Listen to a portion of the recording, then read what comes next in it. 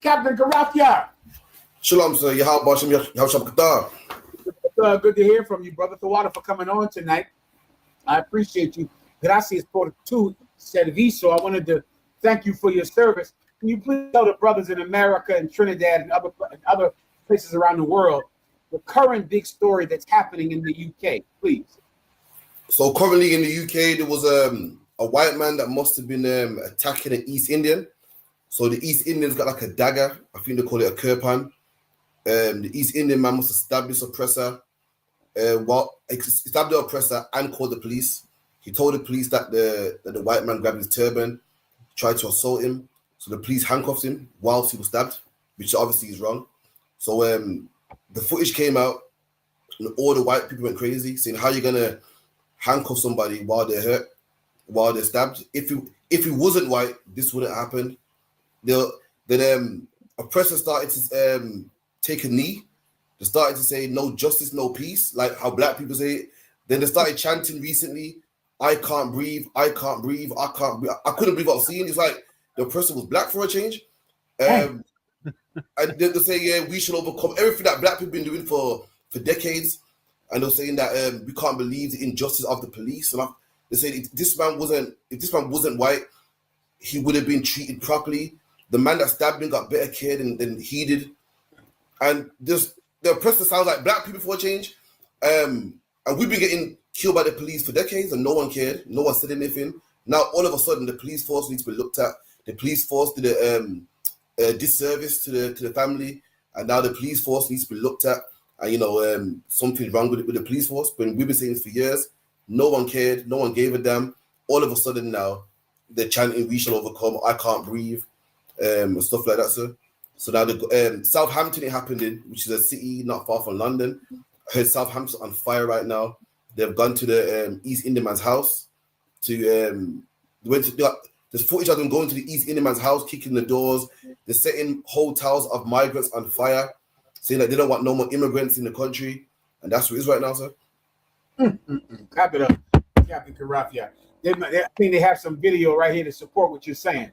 Go ahead, brother. You playing something? I can't breathe. I can't breathe. I can't breathe. I can't breathe. I can't breathe. I can't breathe. I can't breathe.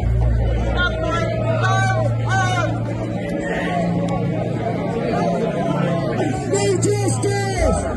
No justice! No justice! No justice! I am stunned. Any more? Keep going. Yes, sir. Whereabouts? Don't think you have, mate. The police officers on the scene made a dreadful mistake, not believing Henry Nowak had been stabbed. But does it speak to a wider problem which some have described as anti-white policing? Did accusations of racism by the killer Vikram Digwa impact on the actions of officers at the scene? The victim's father had this message. We do not want his death to be used to create further division, hatred or tension. We want his story to make our streets safer for everyone. But that wasn't respected on the streets of Southampton. It was just carnage, really, for 4 hours. Bricks were being thrown, a bin was set on fire and pushed through the police line. Bottles, cans. And the violence has left people in the Sikh community fearful. Of course, it's raised.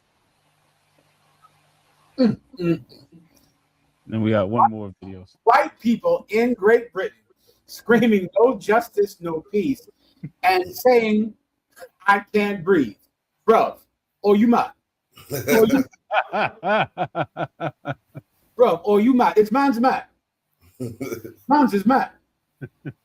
White people, you're understanding something that the Israelite School of UPK out there in the UK under Captain Karathya have been trying to tell you. This is what race is. Race is simply the best reason to kill someone when you're looking for any reason to kill someone. White people, you're being oppressed in the UK. I'm going to try to explain it to you right now because I understand it. Because I'm Black, Latino, West Indian, North American Indian. I understand it. It's not that the cops in the UK are pro-white. Are anti-white. Cops in the UK, police in the UK are not anti-white.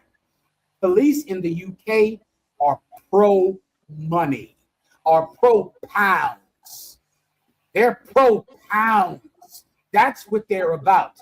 They don't care about race. Race is something to poor people. When you're poor, you think this is happening to me because of my race, because I'm a different race. But then as you grow, you begin to understand white people don't have character. They don't have morals. They don't believe in anything. They don't have a thing they believe in.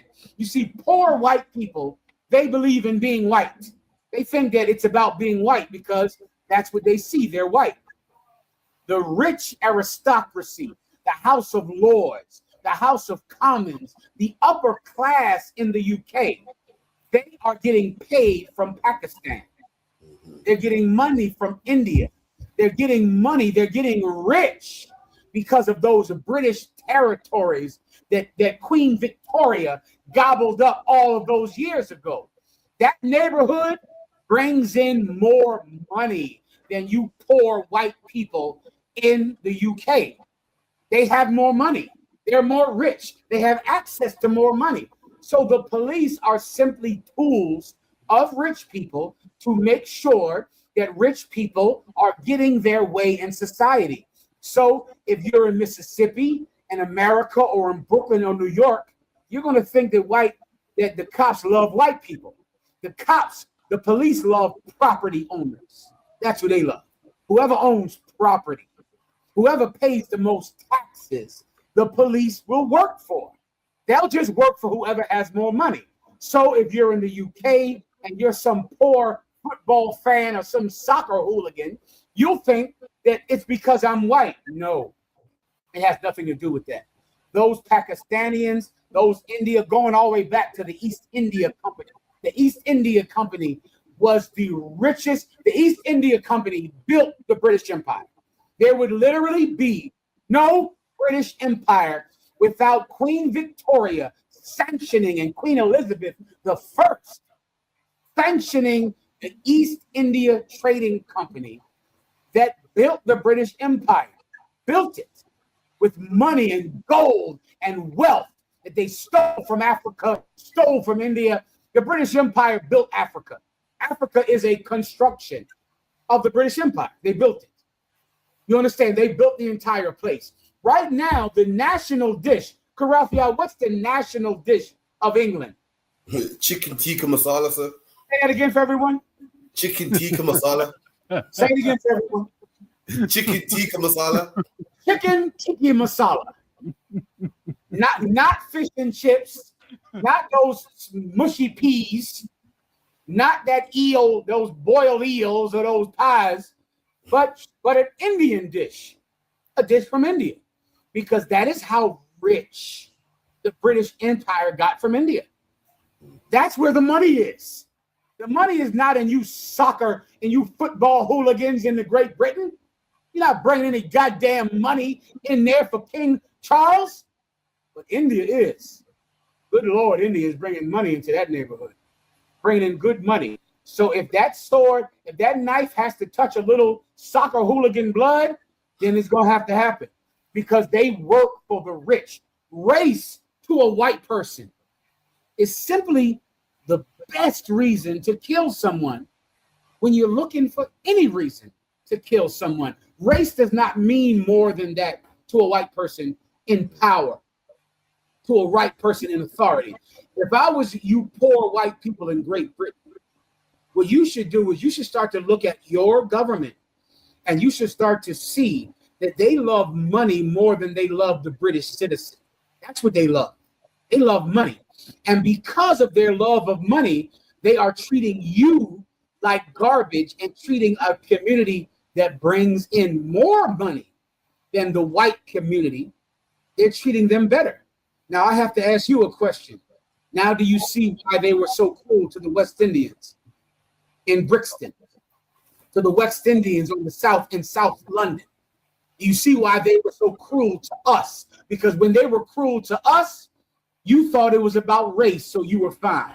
Because you said, we're white, they're West Indian, we're white, they're from South London, they're from Brixton, so we don't have to worry about it. You didn't care when they were being cruel to the people that came over there. Don't tell me the name of the boat. Don't say it. Do not say it, Karathya. Go ahead and say it, Karathya. What's the name of the boat? The Windrush, sir. You didn't care when they were being cruel to the people that came over on the Windrush. You didn't care about that when they were deporting them after they built the British Empire. Why? Because you said to yourself, I'm white, they're black, so I don't have to care about them. But now a white man is being handcuffed while blood is gushing from his wounds from a more profitable race than white people, from the Pakistanis and the Indians. You should have cared about the people that came there on the Windrush. You should have cared about the West Indians. You should have given them love. You should have said, wait a minute, Great Britain. Wait a minute, Margaret Thatcher, who was a terrible, evil woman who was cruel to the West Indians. You should have said, I know you're treating them cruel because they're poor and because you're rich. And I know that we're next. But instead, you didn't do that. You showed no mercy to the people from Trinidad, to the people from Jamaica. You showed no kindness to them. And now you're looking for kindness. Now you can't breathe. Now you can't breathe. You better understand something about yourself, white people. You know what you should understand, white people? White people have no unity. None. You understand, Karathya? Go on, Khan. Remember that for those purple pigs in the UK. Whenever you see white people getting handcuffed on the ground while they're bleeding to death, you know what you should say about white people? There is zero unity among white people. Go on, Khan. No unity. White people don't have any unity. Absolutely none. White people are not unified. White people are just greedy. They just serve money.